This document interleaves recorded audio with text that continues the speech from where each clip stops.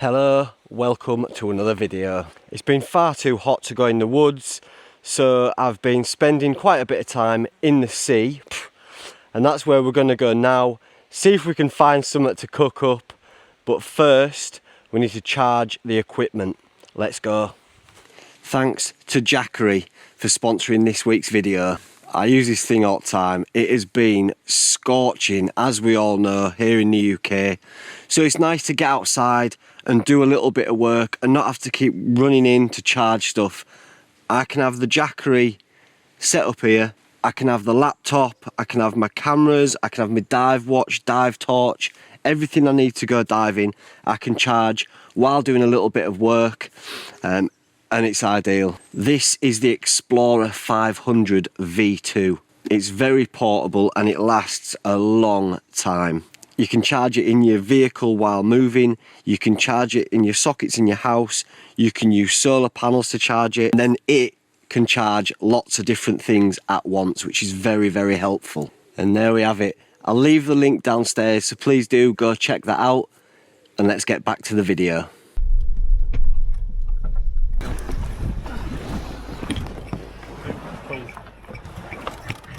Yeah, lovely.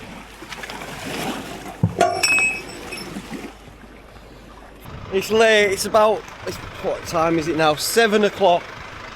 15 minutes past high tide, so it's slack water now. We're gonna get in, see what's going in, see if we can get some scallops, maybe some fish. We'll just see for a couple of hours until the light starts to fade, and I'm here with my mates, Lee and George. And there they are, look. There's Lee. Hello. Hello. And there's George. How fast it go? How many knots? Not very much. Not very many. Right, okay. But it's enough for what we need, isn't it? Yeah, we don't need anything fucking special, do we? And here we are on, what's it called? Boggling or hobgoblin? The Green Gobbler! The Green Goblin! Can you see if I do this? No, probably not.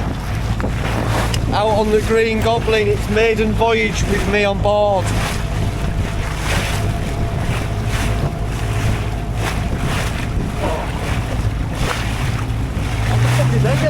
Oh! I'm scared! The amount of chocolate you get out there. The shoes should get less chocolate because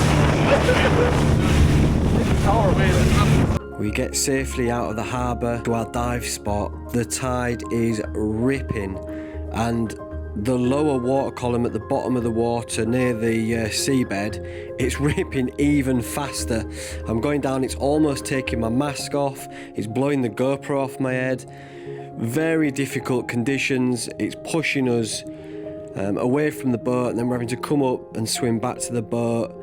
And we only got a couple here before making the decision to move spots to see if we could get out of the swell, because it was very tiring, the visibility was poor and it was just hard graft. So we moved on to another spot to see if we could have some luck, and we found another spot and down we went, and luckily we landed on the scallops. It's a beautiful way to forage. The visibility was crap, but that didn't matter. I just love being underwater, and we just spent some time loading up the nets and putting the scallops on the boat, and we got enough for a good feed, and then it was back to the vans for some wonderful baked goods courtesy of Lee, and then it was back home to cook up these wonderful scallops. It is warm, mate, it's warm. Right, we're back. The grass is bone dry, so I don't want to be having a fire on the grass. I'll keep an eye on it. I'll use hose pipe and wet everything after we're done to be on the safe side, but we've got a decent amount of scallops, so it would be nice to cook them on the embers of a real fire. So that's what I'm going to do. We'll get a fire going, we'll let that burn down to embers. While that's happening, we'll prep the scallops. That was tough diving, tough conditions. There was no way we could really hunt for anything other than scallops. And I've gone straight in the cool box off doggy. And here they are. Kept chilled in there. And so just got a little tub of water to wash them with. It's going to be pretty boring actually, isn't it, doing all these, but I'll do one with you. Getting your scallop. This is the hinge area there, so you just wiggle the knife in, twist it, and then it'll open up, and you can just pull it open. Then you have a flat bit, and then this bit's curved, so you can use it to showcase it.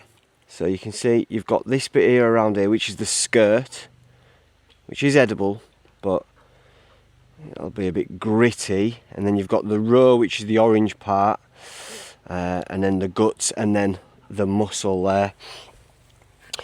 So usually I just do it by hand, but because we're at home and we've got all the bits and pieces, I can just use a spoon to get over all the meat off. That's a little connector to the shell, and then it all comes off there. There's a little connector muscle there. I just work my thumb into that, work it around. I don't want to go too gun-ho and damage the muscle. I like to keep the roe as well. That is good eating for me. Some people don't eat it, but you do you. I like it. And there you go. You've got the perfect muscle and the roe there. They'll cook at different times. You can use these to make sauces, or just put them on at different times to cook. And then this curved shell makes the perfect little dish. You can cook them in that, you can serve them in that. We're going to cook them in this, put them on the embers. So I'll just prep the rest of these beautiful scallops. You can also, well, I won't at this one because it's quite a nice one, this one, but you can eat them raw and they are delicious. Nice and sweet, remind me of garden peas off the pod. Got the cast iron pan. Got him looking at everything I'm doing. Local pancetta, the real deal. And so we're going to make some cubes. You only really need 1 or 2 bits of the pancetta per scallop. We're going to go to the cast iron with this lovely pancetta, a bit of chilli, and then I'm going to make a little garlic butter, and that'll go into the shells. Maybe a little bit of lemon rind, but we'll definitely finish with a squeeze of lemon over the top. Beauty. And it looks like we've got enough coals to start cooking on. Right, make sure the dog don't touch that because that's hot, hot, hot, hot. Perfect. Don't need any oil because there's a lot of fat in that, and that'll render down and go nice and crispy. There we go, look at all that oil. That'll be good to use for stuff. You could use that to cook roasties in, but that is what we want, these lovely little rendered down crispy bits of pancetta.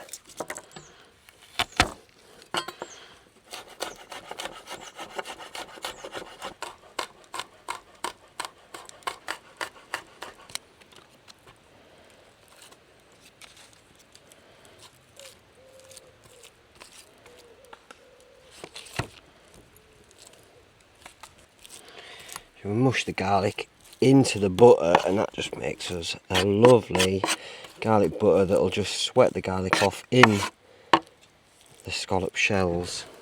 So we're going to take our scallops. Some of them have the roe, some of them don't.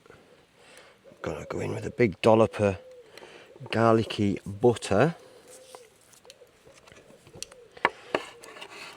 And a little slice of chilli. Don't know how hot these are, so I'll just go for a little bit of pancetta. And then We've got this from the local farm shop. We've got some Pecorino Romano, which I'm going to just grate a tiny little bit over because I don't want to kill that delicate sweet flavour of that wonderful scallop. Look at that, isn't that a picture? So we'll make up all the others like that, and then we'll get them on the fire. And there we go. Let's get them on.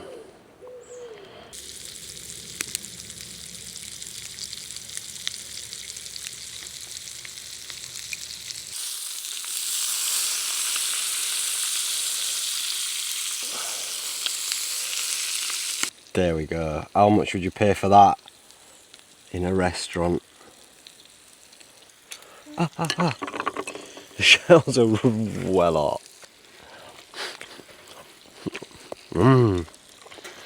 Oh my god. We've done it again, lads.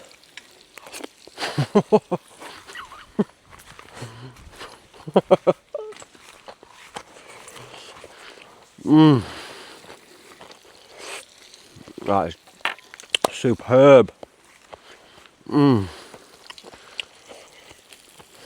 Wow. There's a lot more to go at, so I'm going to get stuck into these, which are just unbelievable. So fresh, so delicious, and as you've seen, so hard fought to get them, which makes it even more rewarding. And that's why I love foraging, that's why I love spearfishing, hunting, just gathering my own food. It's harder, but the rewards are just unbelievable. The taste is ridiculous. Let's try a little bit of this roe. Roe before you go, that's what I like to say. There you go, look at that.